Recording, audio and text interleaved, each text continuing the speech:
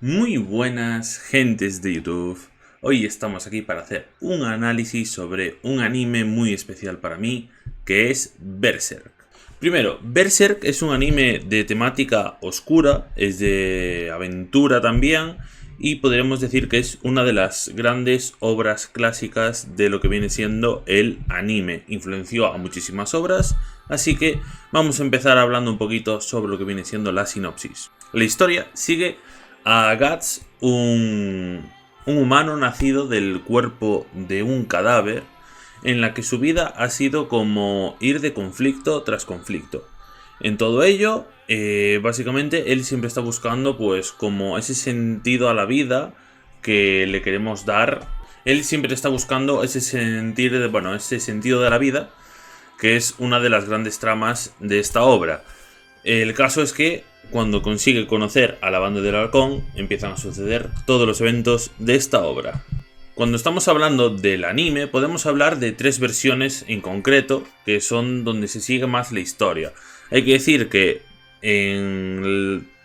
la historia no está terminada, básicamente la historia no está terminada, así que realmente el anime solamente adapta una parte, digamos tenemos dos partes de ese anime, y después tenemos también un videojuego, pero ninguno de los dos llega a lo que viene siendo el final de la obra.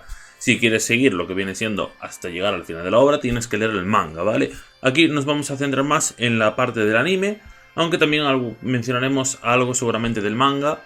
Del videojuego no, porque no lo he jugado, pero por lo menos vamos a ir viendo un poquito por ahí.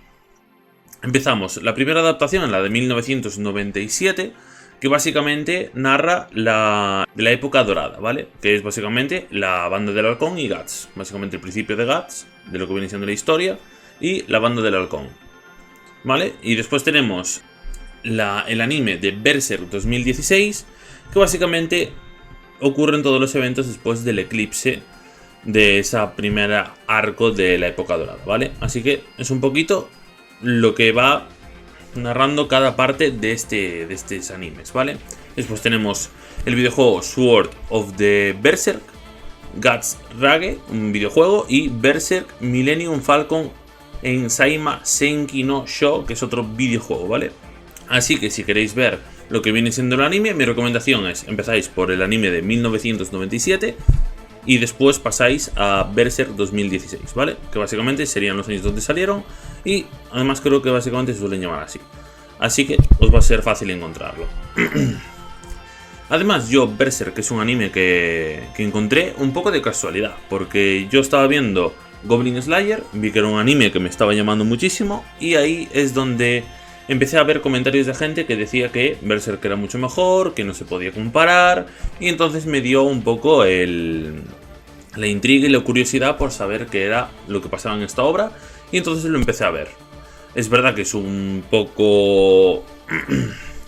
¿cómo decirlo? Puede afectarte un poco porque aparecen cosas muy fuertes en el propio anime, muy bestias. Entonces, si realmente no te gusta tanto ese contenido, a lo mejor no puedes llegar a disfrutar tanto de la obra como alguien que a lo mejor pues no le importa tanto ese tipo de temas, ¿no? Que lo puede ver y aún así continuar la obra.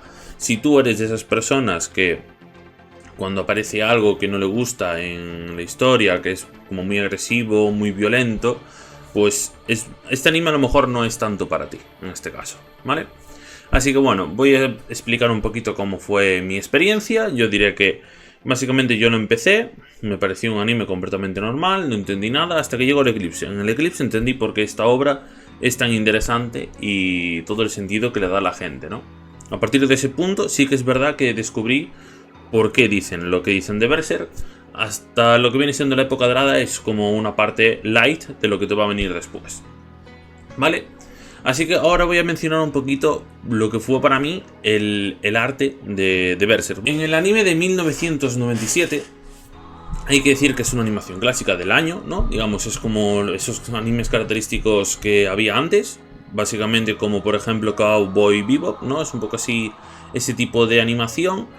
Y lo que sí que hacían era como muchas escenas y de repente una escena del manga o una imagen concreta que lo ponían como unos segundos con la música para representar bien el sentimiento. Eso sí que me gustó mucho y me pareció muy interesante. Lo malo, en el 2016 es cuando entra esta animación, ¿cómo decirlo?, hecha por ordenador, tipo 3D, como que quiere seguir el camino del manga y se queda como una textura un poco extraña, ¿vale? He visto animes que utilizan esto que queda mucho mejor, pero en el caso de Berserk no, ¿vale? Y además es una de las grandes críticas que tiene el fandom, ¿no? De que Berserk, siendo una obra tan importante a lo que viene siendo en el mundo del anime, pues que la adaptación del 2016 sea tan pobre y que no se esté haciendo absolutamente ninguna nueva adaptación, ¿no? a este anime tan interesante. Además hay que decir que sí que era como en momentos meter imágenes 2D, por lo cual es un poco contradictorio y no queda tan bien como el del 97, a pesar de que ya los años ya pasaron y se nota que hay cosas a mejorar, ¿no? Lo que sí tengo que decir es que al final te terminas acostumbrando y se puede ver, no es el fin del mundo el arte utilizado en el 2016, ¿vale? Después, en cosas que me han gustado mucho de simbolismos que hay en el propio anime, dentro de lo que viene siendo el dibujo, hay que decir que la espada de Guts es una espada que literalmente representa muy bien lo que es el protagonista, ¿no? Una espada que no lleva escudo, es una espada enorme, es una espada que literalmente se mueve a base de fuerza bruta, por lo cual te indica un poco cómo es la personalidad de Guts. Ahí utilizaron la espada como método de simbolismo de lo que es Guts, ¿no? Entonces me pareció muy interesante eso, por ejemplo. Después hay que decir que, por ejemplo, la marca tan famosa de Berserk, pues es completamente interesante a la hora de cómo queda representado en el propio anime. Después podría decir que el casco de Griffith es como muy característico y entiendes perfectamente lo que quiere representar, ¿no? Que es como el cazador, yo diría. Y por ejemplo, eso serían como 4 pinceladas de lo que puedo dar de la animación, que a mí me sorprendió mucho y la verdad me pareció muy interesante. Y vamos a llegar a otro punto dentro de lo que viene siendo el arte de Berserk, que es la música, ¿vale? La música hay... ¿cómo decirlo? La música es algo muy clave para mi gusto en este anime. Las canciones utilizadas en esta serie realmente hacen que entres dentro de esa emoción que puede llegar a estar sintiendo el personaje, como es por ejemplo la canción de Behelit de Susumu Hirasawa o de Guts del mismo autor, ¿vale? Y también la que se llama Earth, que es tierra en español, ¿vale? Esas 3 canciones representan, te dan esa representación muy clara de los sentimientos de la propia escena, del personaje. Entonces para mí me encanta. Después en la del 2016 la canción de las peleas es muy buena, la verdad. Yo diría que esas 4 canciones me llegaron a impactar bastante y me gustaron mucho. Incluso la de Guts me parece que tiene demasiado significado, incluso la suelo escuchar yo a menudo. Me gusta mucho y me transmite como una energía muy concreta que cuando veáis el anime podréis entender a qué viene esto.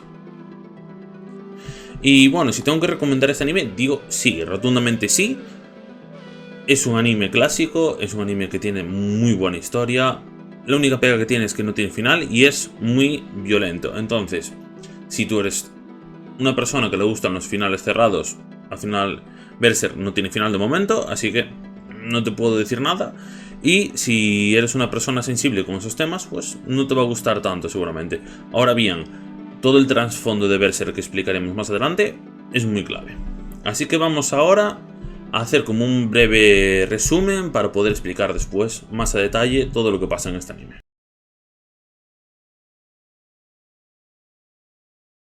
Ahora empezamos con los arcos del anime. Vamos a empezar por Guts uniéndose a la banda del halcón, que básicamente es cuando están en el castillo, después le van encima a intentar robar o matar, ¿vale? En este caso Guts se defiende, termina matando a uno de la banda del halcón, empieza a ganar en la batalla a todos hasta que llega Griffith y Griffith termina ganándole.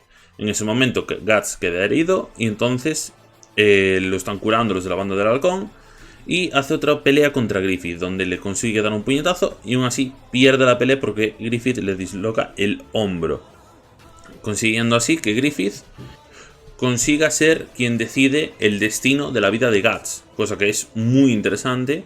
Y entonces vemos cómo Guts encuentra a alguien que le gana, alguien que quiere poseer lo que viene siendo el destino de él, ¿no? Y entonces poder utilizarlo en todas las batallas que él mismo quiere. Después podemos hablar un poco de lo que empieza a aparecer de la niñez de Guts, como por ejemplo el tema de, pues obviamente, el nacimiento de un cadáver, que es un simbolismo bestial. A fin de cuentas, esto también crea teorías a la hora de pensar en un final de Berserk, que yo, si queréis, os puedo decir cuál va a ser mi idea del final de Berserk, ¿vale? Según lo que yo puedo interpretar de Kentaro Miura, ¿vale? Lo que viene siendo la niñez de Guts, lo que estaba diciendo, nace de un cadáver. Vemos que literalmente ya nació sin poder recibir el afecto de su madre. Algo muy clave. Después, un mercenario es quien adopta a Guts. La mujer de este mercenario se muere básicamente de una enfermedad, a lo que le echan la culpa a Guts de ello. Después obviamente él lo entrena, va a batallas. El mercenario obviamente no está criando a Guts ¿cómo decirlo? En las mejores condiciones, ¿vale? Al final lo está utilizando para ganar dinero. Entonces, este mercenario termina herido en una batalla y Guts sigue cuidando de él, ¿vale? Él empieza a sentirse como muy inferior a Guts. Entonces, ¿qué hace? Primero, lo vende sexualmente hablando un niño, ¿vale? A un compañero mercenario. Y después intenta matarlo, diciéndole una serie de frases que hace que Guts siga con más traumas. Entonces al final Guts se termina defendiendo, mata sin querer a ese mercenario que lo considera incluso su padre, por lo cual es muchos sentimientos arraigados ahí. Entonces es muy complicado explicar todo lo que puede llegar a sentir Guts, ¿vale?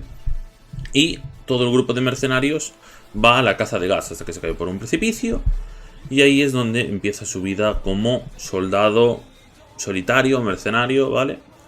Donde siempre está buscando, bueno, poniendo su vida en juego. Además tiene una escena muy clave, yo diría que es básicamente la escena en la que se enfrenta a los lobos. Creo que es un poco la representación de Guts enfrentándose a la muerte, ¿no? De ser un niño solitario, no saber sobrevivir por ti mismo y darlo todo para llegar a salir adelante, ¿vale?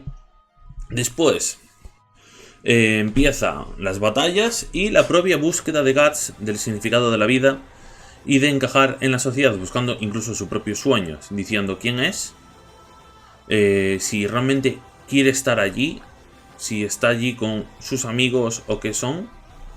Y también ve que el resto de soldados tiene su propia vida, sus sueños y un destino que quiere lograr, ¿no? Que eso todo se reúne en el sueño de Griffith. Entonces, ahí es donde Guts empieza a tener como dudas sobre qué hacer con su vida.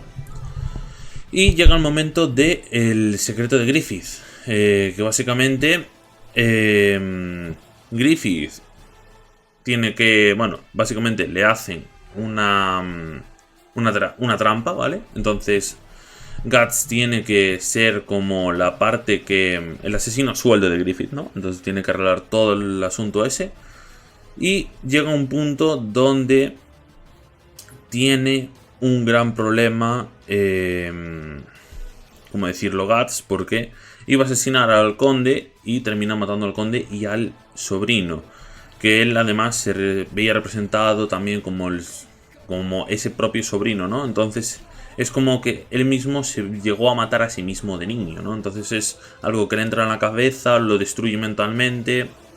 Y ahí es donde empieza el siguiente arco, que podríamos decir que es la diferenciación entre amistad y soldado o compañero de batallas con Griffith Casca, ¿no? Que básicamente cuando llega Guts de todo ese problema, va junto de Griffith y escucha a Griffith decir que básicamente si tú no tienes sueños, si tú no buscas tus sueños, no te puedes llegar a considerar amigo. Entonces Guts, al escuchar eso, se siente completamente roto porque él consideraba a Griffith su mejor amigo y Casca, al estar al lado también, al final se da cuenta de que tampoco es nadie, ¿no? En este caso al lado de Griffith.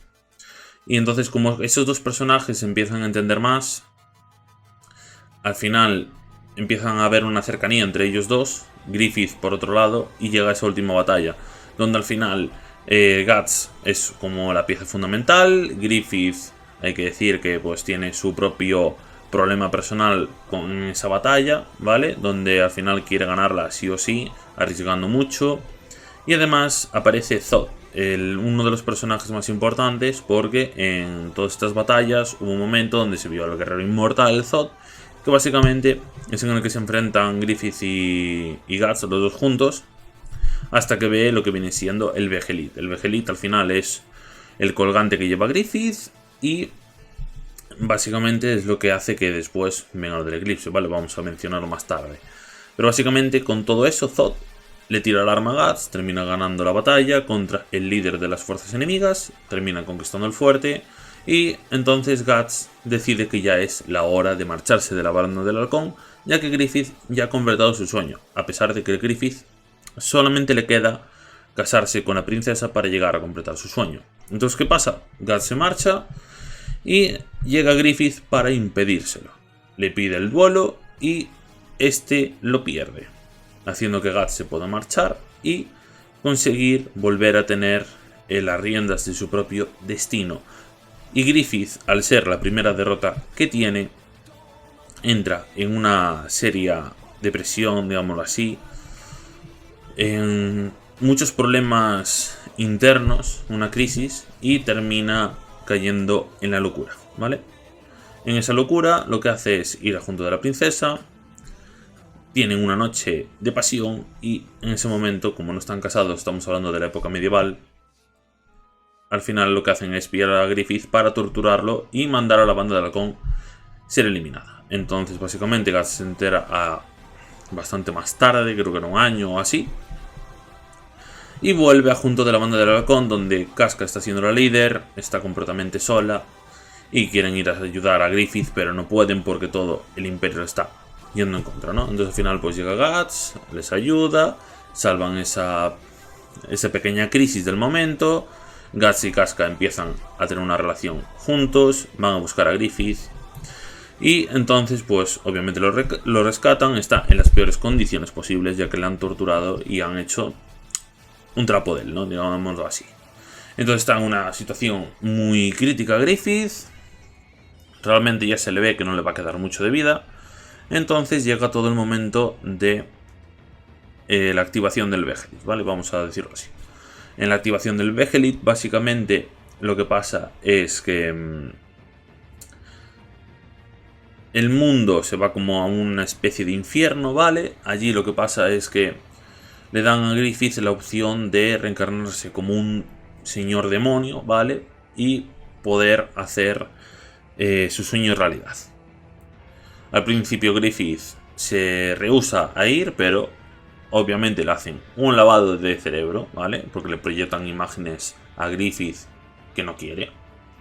De manera que terminan convenciéndolo y para poder volverse demonio tiene que acabar con todos los que fueron la banda del halcón, destruyendo los sueños de todo el mundo, menos el suyo. Entonces al final él acepta, hacen la marca de Berserk, la famosa marca que mucha gente tiene tatuada, y básicamente vemos como Guts está al límite intentando rescatar a Griffith, Casca está escapando de todo el mundo, Pippin y Yudo pues terminan muriendo defendiendo a Casca y al final solamente quedan Casca y Guts. Entonces, ¿qué hace Griffith? Para vengarse de Guts, termina haciendo algo inimaginable con Casca delante de Guts, de manera que le produce un dolor psicológico bestial a los dos, un dolor físico bestial a los dos, porque aún por encima Guts termina sin un brazo y sin un ojo por ello, y Casca pues lo evidente, ¿vale? Y a partir de ahí empieza lo que vendría siendo la parte del anime del 2016, ¿vale? Eso todo aparecía en el del 97 y ahora pues empezaríamos con un Guts buscando apóstoles, que básicamente son como los sirvientes de estos señores demonios que decidieron abandonar la humanidad para poder conseguir algo en concreto, ¿vale? Entonces Guts va por ellos, los va a matar y ese es el objetivo. El caso es que cuando vuelve a donde estaba viviendo, desaparece Casca, que obviamente Casca ya no está en condiciones psicológicas normales, ¿vale? Casca ahora mismo no tiene conciencia propia, es como si fuera un niño de 3 años y si ve a Guts pues tiene unos traumas bestiales, ¿vale?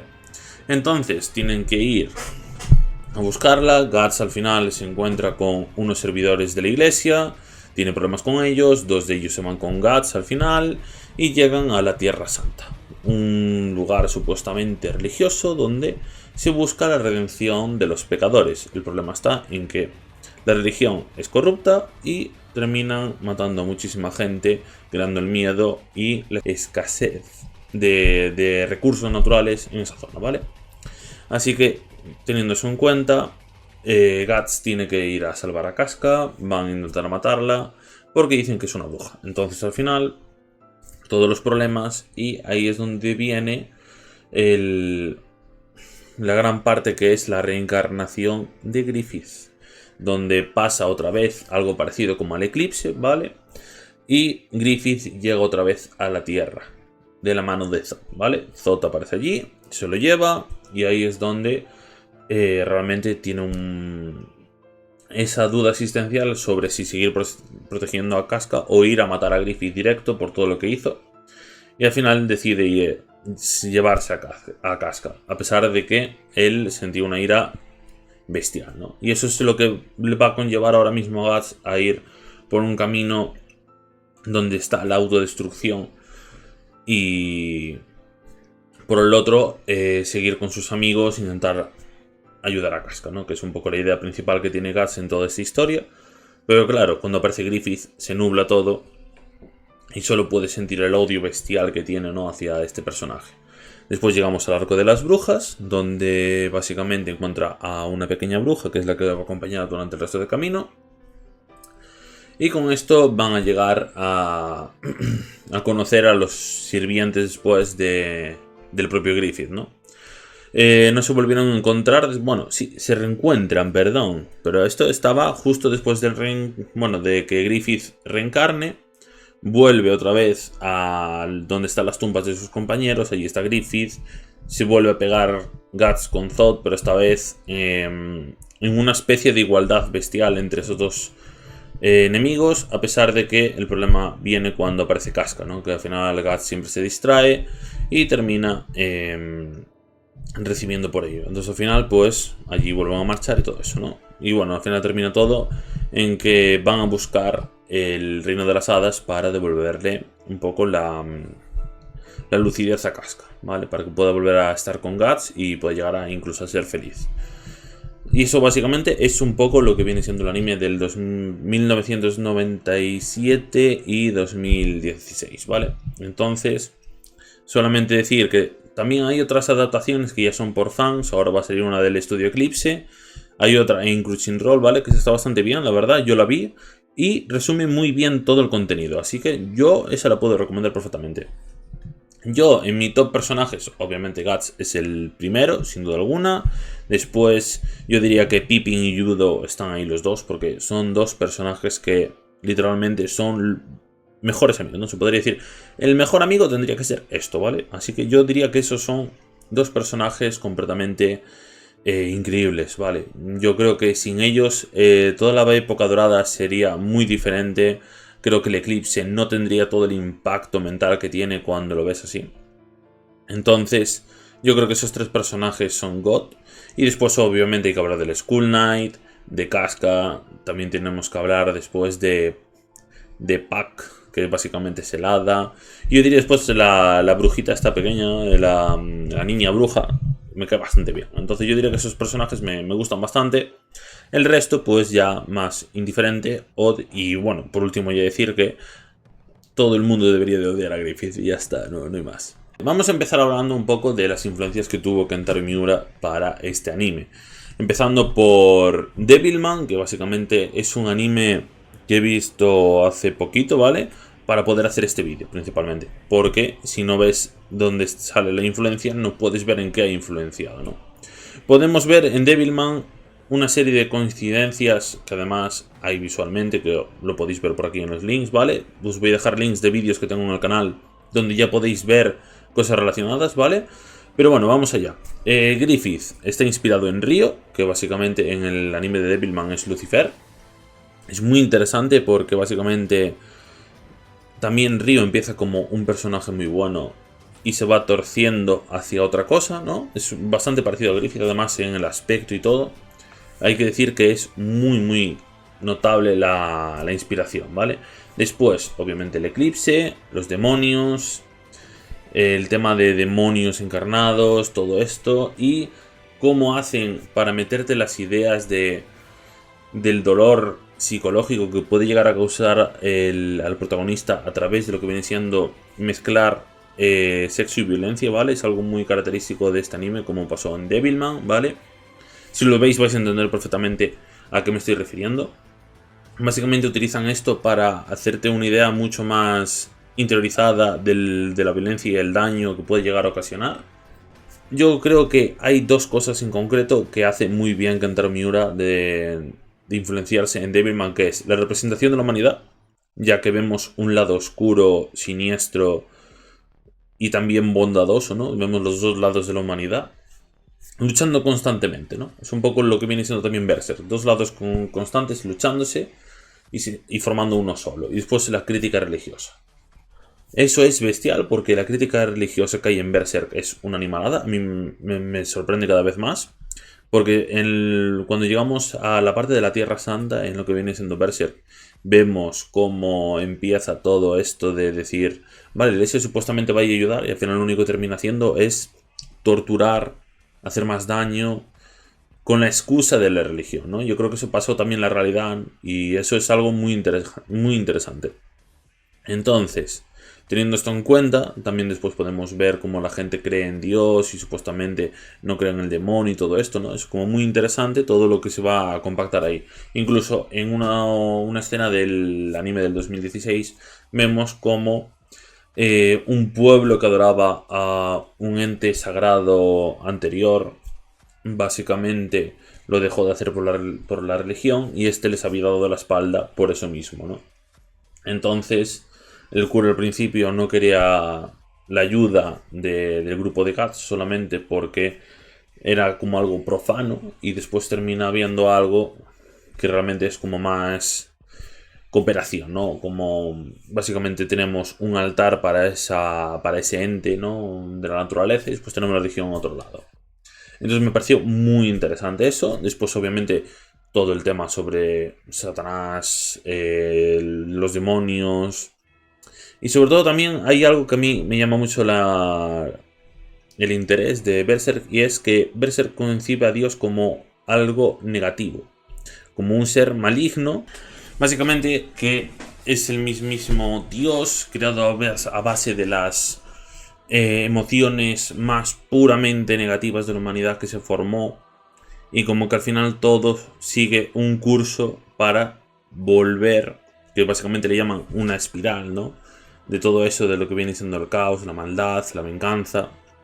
Y es la idea detrás de un fondo de Berserk, algo muy interesante, ¿vale? Así que bueno, yo siempre lo digo, cuando acabe el manga haré otro vídeo especial sobre todo lo que he podido sacar de valor, ¿vale? Para poder seguir contando. Vamos a hablar ahora mismo de las influencias que ha tenido Kentaro Miura en todo lo que viene siendo la obra de Berserk. Hay que decir que, obviamente, en la época en la que Kentaro Miura empieza a escribir lo que viene siendo Berserk, los paneles y todo, está en lo que viene siendo en influencia de las grandes obras o éxitos de su época, ¿no? Así que vamos a empezar un poco vamos a estructurar esto en tres partes que van a ser las ambientaciones, diseño de personajes y cómo se relacionan, y estructura de las ideas de la novela, por ejemplo, lo que viene siendo la trama, el desarrollo y todo esto, ¿no? Así que empezamos por ambientación. Tenemos El Señor de los Anillos, por los castillos, la época medieval. Obviamente podemos ver que los castillos tienen ese toque europeo que no tienen en la cultura asiática, ¿no? Por los templos grandes que tenían, ¿no? En lo que vienen siendo los animes de época. Así que podemos ver esa influencia de los Señor de los Anillos ahí, ¿no? La serie de películas de Hellraiser para el aspecto oscuro y tenebroso del abismo, que realmente es la representación del infierno, ¿no? También tenemos Violence Jack, y la representación de un mundo post-apocalíptico y brutal, ¿vale? Después, en diseño de personajes, tenemos el Señor de los Anillos otra vez.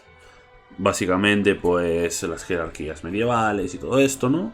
El Padrino, que podemos ver ahí la traición, la jerarquía y el poder entre personajes, ¿no? Por ejemplo, Griffith, como al final es el líder de la banda del halcón, tiene que tener cierta jerarquía con Guts y Casca, ¿no? Por ejemplo. Después, en el cine de Akira Kurosawa, y también tenemos la gran aportación de Conan el Bárbaro, importantísimo para lo que viene siendo el personaje de Guts, ya que le da esa personalidad del guerrero solitario, ¿vale? Después, en estructuras de la novela, tenemos ese cine de Akira Kurosawa, por ejemplo, en Los Siete Samuráis, que es una película de culto, muy famosa, y básicamente que fue de las grandes obras de ese momento, que inspiró después también al tema de Star Wars, entre otros, ¿vale? Así que podemos hacer un pequeño resumen en que básicamente Los Siete Samuráis hay un conflicto, se busca un especialista para que ayude en el proceso a arreglar todo ese problema, ¿no?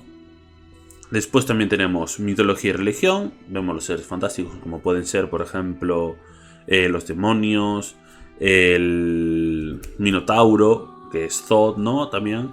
Después también tenemos, en tema de religión, tenemos el paganismo. Por un lado vemos representaciones del demonio, de Satanás y todo esto. Y la jerarquía de la religión, la corrupción y todo esto que viene representado un poco en Berserk. Después también tenemos otra vez la serie de películas de Hellraiser, que es una exploración del dolor y el placer que influyó al diseño de los apóstoles. Y Violence Jack, que es el trabajo de Go Nagai, que influyó en términos de violencia gráfica. Aquí influenció a Kentaro Miura en el momento de escribir Berserk. Y con todo esto vamos a llegar a la parte donde ¿en qué influenció Berserk? Vamos a hablar de videojuegos como es Demon Souls, toda la saga Souls, Elden Ring. Después obviamente podemos hablar de Bloodborne, también yo creo que al final se nota esa influencia dentro de todos los juegos ahí de From Software, ¿no? Que básicamente tienen esa atmósfera oscura, tienen la estética medieval, diseños de enemigos y las armas pues creo que son bastante parecidos. Por ejemplo, en Elden Ring vemos el espadón de Guts, el casco de Griffith cuando está siendo torturado. Obviamente también hay enemigos inspirados como es en el DLC de Elden Ring. Y después la lucha contra la adversidad y la desesperación. Que eso, bueno, en la saga Souls creo que es bastante obvio.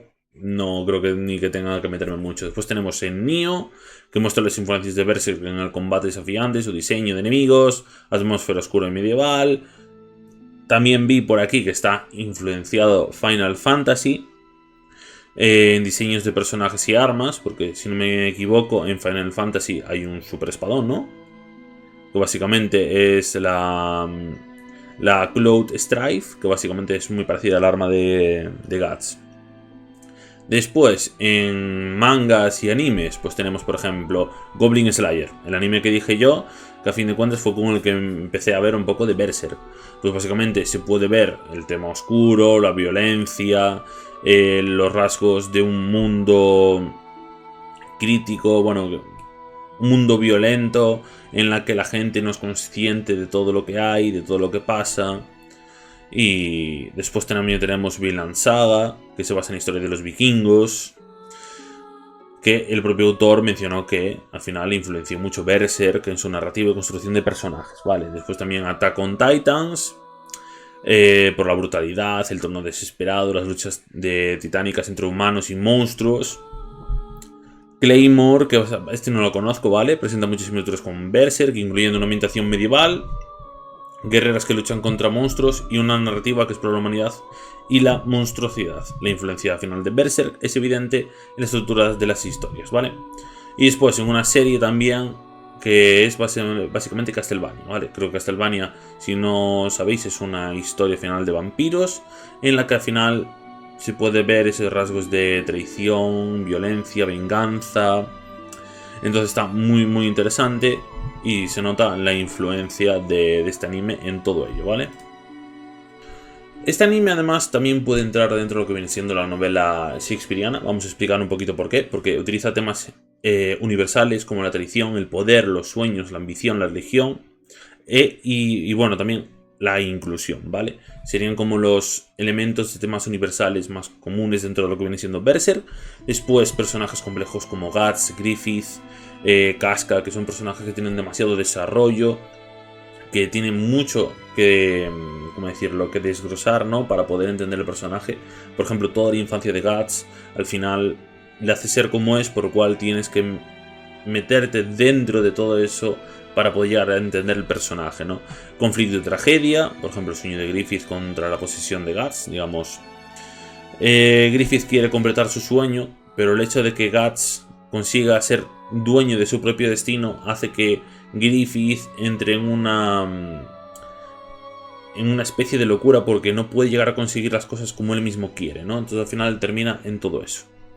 Lenguaje poético, la marca del sacrificio, la mano de Dios, el eclipse, la espiral de maldición, que son términos muy interesantes que se utilizan dentro de todo este anime, ¿vale? Entonces yo creo que al final sí que vemos representado esto, ¿no? Intriga y subtramas. Por ejemplo, tenemos la trama principal, que básicamente sería el sueño de Griffith en la primera parte y después la venganza de Guts. Pero después tenemos subtramas, como por ejemplo el hecho de que Griffith se puede convertir en un mesías de la humanidad, a pesar de que, si tú lo ves desde el punto de vista de Guts, es todo lo contrario. Es una persona malvada que quiere tomar el control para cumplir su propio sueño a través de el poder, el abuso y sin tener miedo a hacer lo que haga falta, ¿no? Después, obviamente, recuperar la cordura de Casca. Y, por ejemplo, también vemos la religión como herramienta de control y terror. Entonces son como muchas subtramas también ahí que, pues, van dentro de la propia obra, ¿no? Si tú empiezas a desenglosar todas las subtramas, al final llegas a la trama principal y eso es a lo que me refiero. Después, exploración de la condición humana, que básicamente exploran la naturaleza humana, las emociones, las relaciones interpersonales, examina la psicología de sus personajes y sus luchas internas. Guts se ve entre la espada y la pared, ya que debe arrojarse a la ira y al poder para poder sobrevivir, pero de la misma manera, si se llega a meter dentro de todo lo que vienen siendo esas emociones negativas, termina perdiendo lo que realmente le queda y lo que realmente quiere, que es Casca y sus amigos, ¿vale? Entonces vemos ahí todas esas dudas que tienen los personajes, ¿no? Ambientes variados y ricos en detalles. Pues al final en anime se ve pues la diferencia de castillos, el infierno. Tiene muchísimas ambientaciones, ¿no? Después, ironía y humor.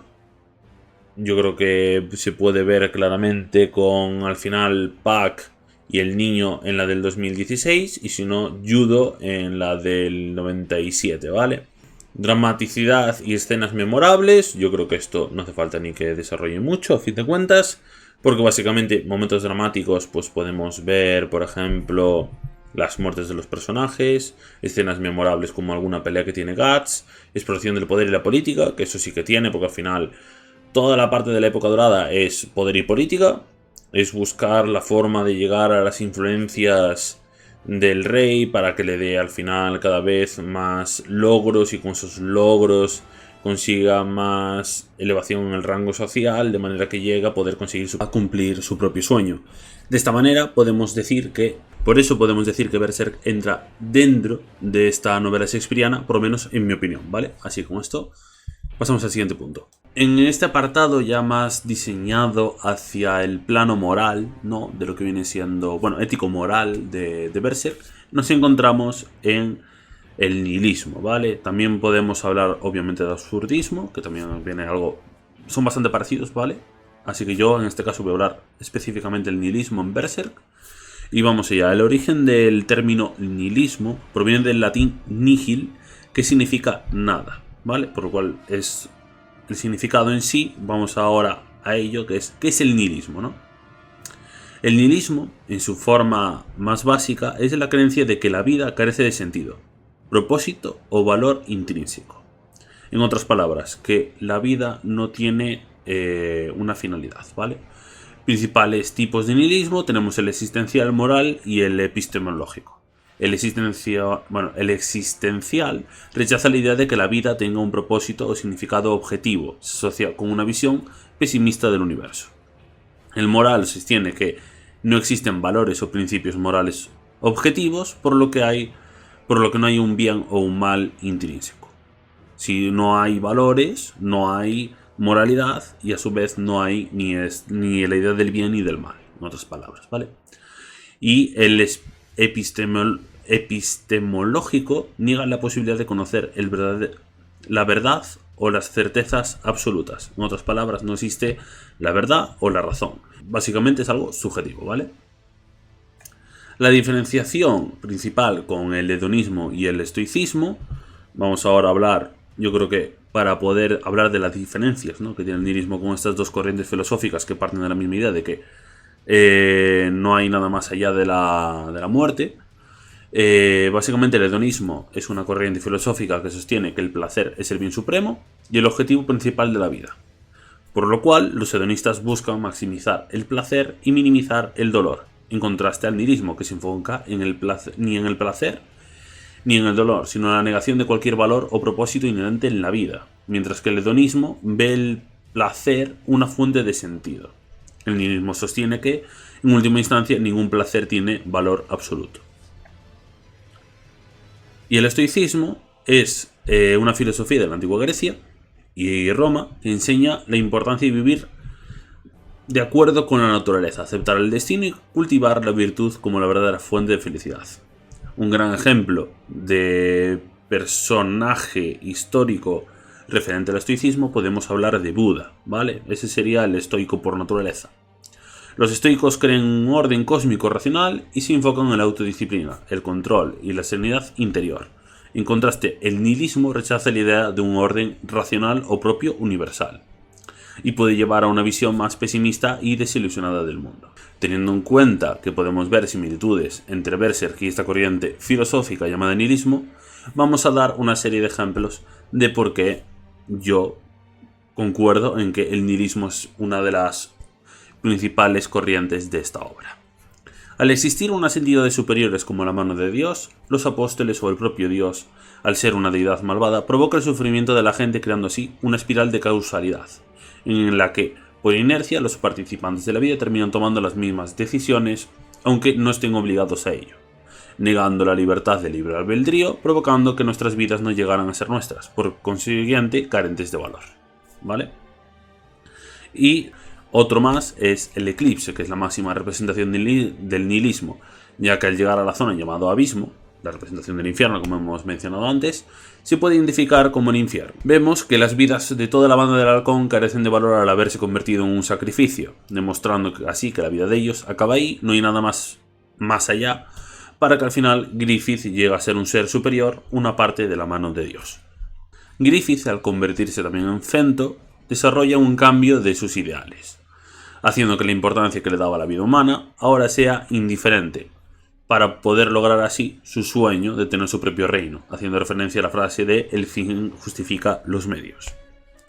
Por último, el viaje de Guts vemos que nace de un muerto, tiene una infancia muy dura, vive el eclipse, donde ahí se da cuenta de que la vida no tiene ningún valor, ya que lo que le espera es sufrimiento y dolor al llevar la marca del sacrificio, lo que implica que haga lo que haga, su final ya está escrito. Así que solamente intenta vivir con los compañeros que tiene y sacar pues las cosas adelante para poder vivir un día más, ¿no? Que es al final un poco la idea del nihilismo. Por lo menos desde mi punto de vista, creo que esos son ejemplos que cuadran bien con el nihilismo. Cabe destacar que esta es la parte en la que Berserk es un anime manga que ayuda a superar la depresión, porque si nos fijamos en Guts, nuestro protagonista, cuando peor le va en su vida, sabiendo que al final es una guerra que nunca acabará, que la marca del sacrificio sigue estando ahí, que le va a destrozar en ese momento o más adelante, siempre está envuelto en esa espiral de dolor donde siempre le pasa todo lo malo posible, ¿vale? Entonces termina siempre luchando contra esa adversidad, ya que siempre hay que buscar poder vivir un día más, una hora, un minuto o incluso un segundo. Y ahora vamos a una de las partes que he mencionado al principio del vídeo, que es vamos a darle un final a Berserk. He hecho yo un final y a mayores le he pedido a ChatGPT que haga un final. A ver qué os parece y me dais vuestras opiniones en los comentarios, por favor. Si queréis poner también vuestras teorías, invitados estáis, me encantaría poder leerlas y así poder tener como más creatividad a la hora de pensar en otro final más adelante, ¿no? Así que vamos allá, empezamos. Mi final. Nos encontraríamos en una situación donde habría una gran batalla entre Griffith y Guts y sus compañeros, ¿vale? En esta pelea irían muriendo todos hasta solamente quedar Guts, que estaría muy mal herido, sin nada que le quede después de esa batalla.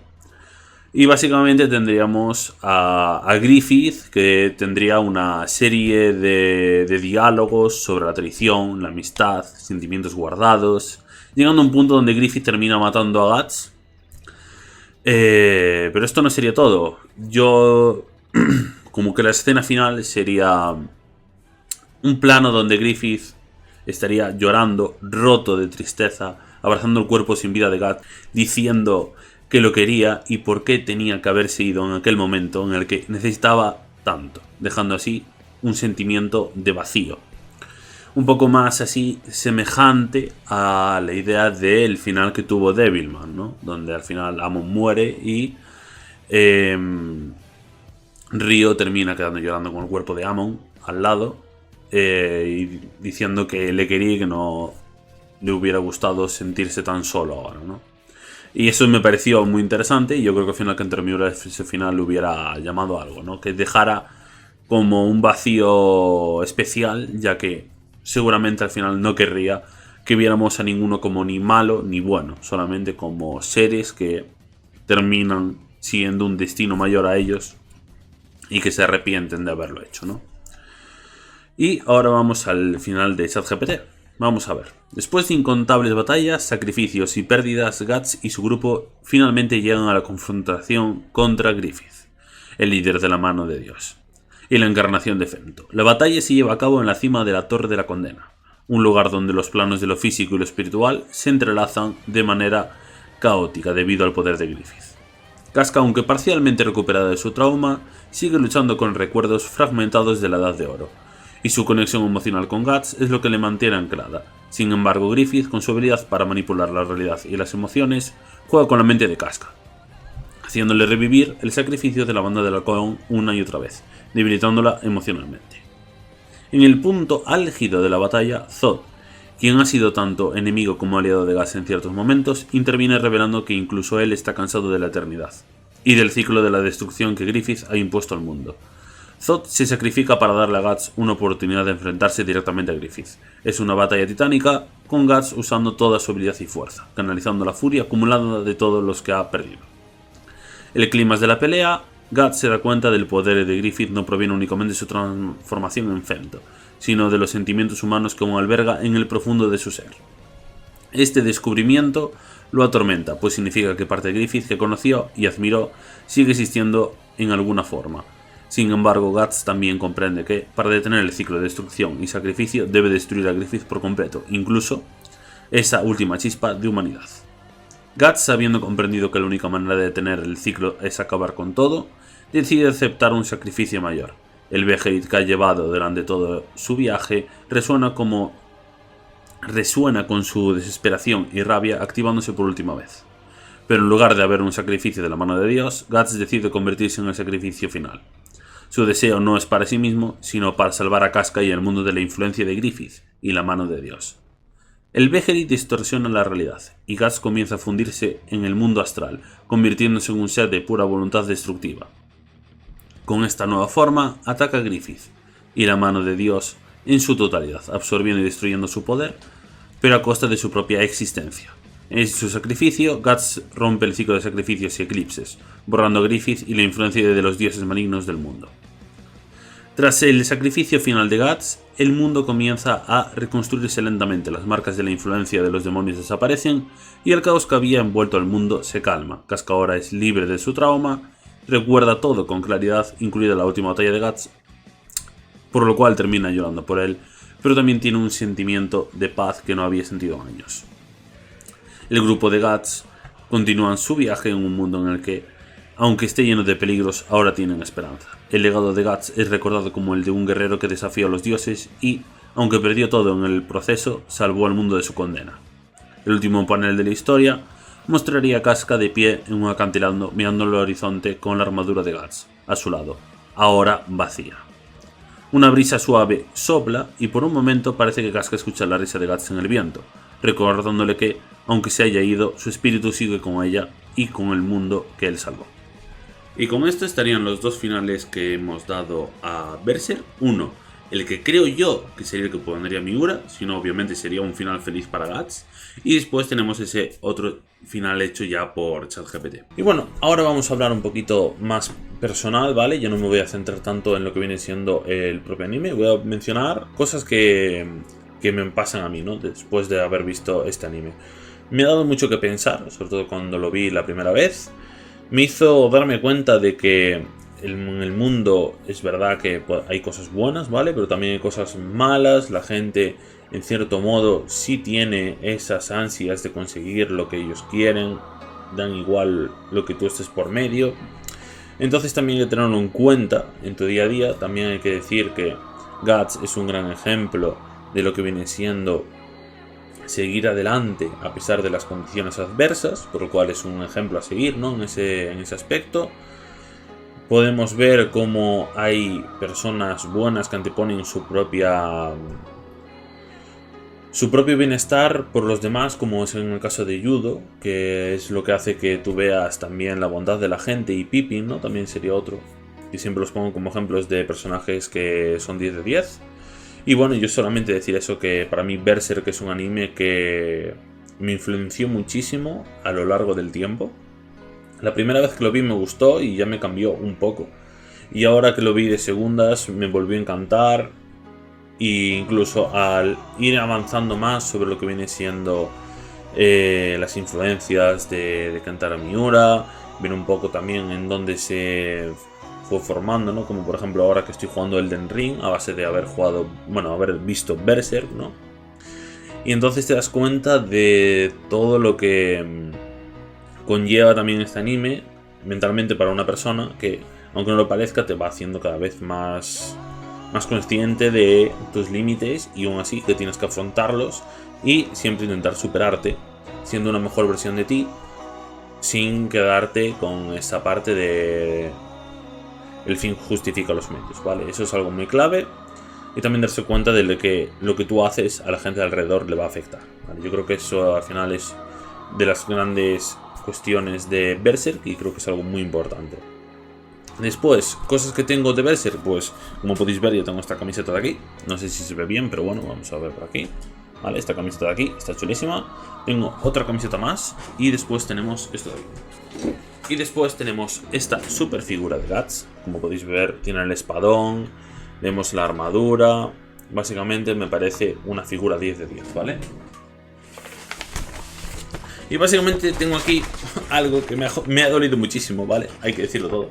Tengo aquí un póster. Este póster es de Berserk, pero como podéis ver, un gato endemoniado ha decidido reventarlo. No sé si se ve bien, pero por aquí puedes meter el dedo, ¿vale? Básicamente este gato decidió reventar uno de mis pósters favoritos, que básicamente es del eclipse de Berserk. Entonces, puta criminal, la verdad. Obviamente después de ver este anime me dieron ganas de empezar con lo que viene siendo el manga. Así que he empezado y me he comprado los 4 primeros tomos de Berserk Maximum, ¿vale? Para que veáis, este es el primero, el segundo, el tercero y el cuarto, ¿vale? Son bastante interesantes. La verdad, llevan muy buena historia. Me parece que es la mejor manera de comprar de momento el manga, por lo que he estado leyendo. Y además, viendo esto, la verdad te sale bastante más económico, teniendo en cuenta la cantidad de capítulos del manga que hay. Con esto acabamos. Y no es todo. Si tenéis cualquier duda, por favor, comentarlo. También si tenéis alguna opinión o algún dato que queráis dar, incluso alguna corrección al contenido que he subido, podéis ponerlo en los comentarios, siempre de forma respetuosa, por favor. Y espero que os valga para el futuro, incluso para que cuando volváis a ver Berserk podáis verlo desde otra perspectiva que no lo hemos visto antes, ¿no? Así que muchas gracias, espero que podáis pasaros a mis redes, darle like, suscribiros a las cosas y estar atentos a las siguientes publicaciones. En el futuro haré otro vídeo más seguramente sobre Evangelion, que es otro anime que me parece muy interesante, y si os gustaría que hiciera sobre otro anime diferente, ponerlo ahí en los comentarios. Así que con esto me despido, que tengáis un buen día y chao.